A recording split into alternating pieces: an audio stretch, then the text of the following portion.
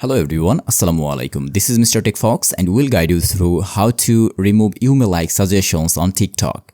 If this helps you, please subscribe to the channel for more quick tech tips. If you are seeing suggested searches or accounts in the email-like section, the first thing you can try is simply refreshing the suggestions. Just tap the refresh icon next to email-like and TikTok will load new suggestions.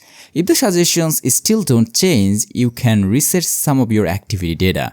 Open your TikTok profile, then go to Settings and Privacy.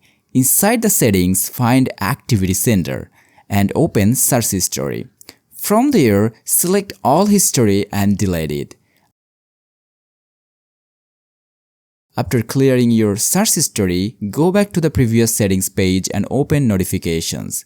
Scroll down until you see Personalized Post Suggestions and turn those options up. If you are still seeing the same suggestions, scroll to the bottom of the settings and open Help Us Improve. Choose the option that says Suggested searches are not interesting or not personalized. Then select the accounts you don't want to see and submit it. Finally, close the TikTok app completely and open it again. When you return to the search page, your suggestions should start changing. If this doesn't update immediately, try logging out and logging back into your account. That's it.